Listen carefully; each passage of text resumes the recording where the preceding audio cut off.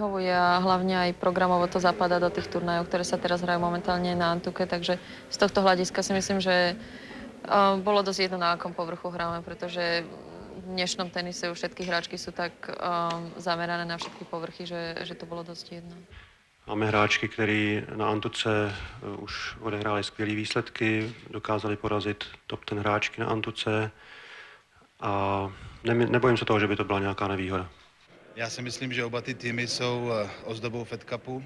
Jsou to skvělé hráčky, krásné dámy, umí výborný tenis a myslím, že se máme na co těšit, ale uvidíme v neděli večer. V čom vidíte najsilnejšie stránky vášho týmu a prípadné slabiny toho slovenského? Tak o slabinách slovenského týmu já nechci a nemůžu hovořit, ale předností našeho týmu je, že je poměrně vyrovnaný a má v tuto chvíli už velkou hvězdu Nikolu Vajdišovou, na který by se to mělo stavět. Tak víme vždycky, když jedeme ven, že samozřejmě bude publikum na domácí straně, je to výhoda těch domácí, ale myslím, že jsme na to připravení, víme, co bude čekat a myslím, že se to dá vrátit i na pozitivní stranu. Na turnajoch hrávate vynikajúco, na Grand Slamoch takisto, na dvoch skvelo. Predsa len ten Fed Cup nie je v tej hierarchii vašich priorit trochu nižší? Tak samozřejmě všichni se spíš soustředíme na singly, na Grand Slamy, ale zatím vždycky, když jsem měla šanci, tak jsem hrála Fed Cup. Prostě poslední 4 roky po každý a vždycky ráda hraju. Jsem hrdá na to, že můžu hrát za Česko, vždycky ráda reprezentuju.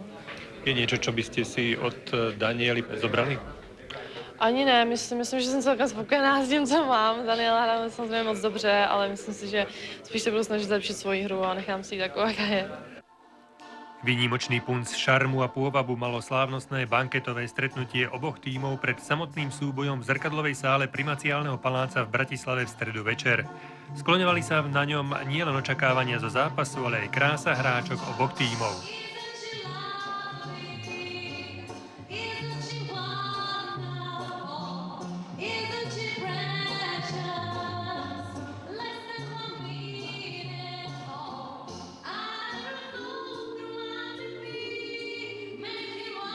Nechýbali tradičné symbolické darčeky, zdvorilé aj úsmevné príhovory, ani deklarácie odhodlania zabojovať o čo najlepší výsledok. Nás však v noblesnej atmosfére zaujímali aj rôzne témy zo zákulisia oboch družstiev. Sú to veľmi nepríjemné superky, pretože Šafažová aj tým, že je lavačka, je to taký nezvyk, ale lavačok je určite menej na tom okruhu.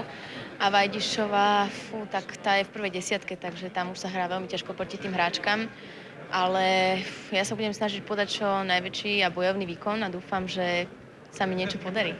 Asi bych lhala, kdybych říkala, že výhra Fed Cupu a výhra Grand Slamu je to stejné, ale hrát za zemi je pro mě velká čest a vždycky ráda reprezentuji.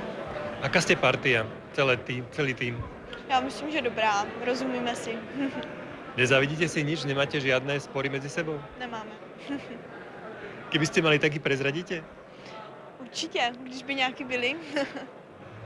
Uvažovali ste niekedy o tom, že by ste sa podujali na rolu manekinky? Neuvažovala jsem o tom zatím. Ani ponuky neprichádzajú? Ne, zatím ne. Skúste, ak môžete, prezradiť vaše miery, výška, váha a prípadne aj tie ďalšie. To je osobní věc. Neprezradím. Ste svetovou hráčkou a napriek tomu ste v týme dvojka. Prekáža vám to, alebo nie? Ne, tak je to super, že máme takhle silný tým. A rešpektujete všetky pokyny nehrajúceho kapitána, alebo si občas postavíte hlavu? Zatím respektuji. Ani sa nestáva, že niekedy máte pocit, že by ste predsa len niečo zahrali sama? Tak zatím přece jenom je to nový kapitán, takže těch dnů, co jsme spolu strávili, to je opravdu 2-3 dny, takže to je moc krátká doba na to, abych si mohla jako říct nebo takhle, že se mi něco nelíbí. A ešte 2 vetičky o kurte, aký je? Je dobrý, je poměrně rovný, takže je to příjemné. Je pre vás Antuka výhodou, alebo nie? Já nemám žádnou preferenci povrchu, takže pro mě je to jedno. Máte nejaký rituál v šatni pred zápasom? Ještě jsme o tom nemluvili, ale myslím, že tam padne nějaká písnička. Ste spevavé typy všetky? Jsme zpěvavé, ale nikdo neumí zpívat. Je niečo, čo vás v Bratislave zaskočilo, nemilo vás prekvapilo, alebo naopak milo? Tak milo překvapilo. Mně se líbí ten centrák, jak udělali, hezky, moc pěkný. A jinak se starají u nás moc hezky a nic, co by se mi nelíbilo, není vůbec. Musí sa povedať, že oni sú favoriti. My môžeme prekvapiť, ak sa dá to tak povedať. ale ja si myslím, že šance sú vyrovnané, pretože obidve hráčky sú veľmi dobré aj z našej strany, aj z ich strany.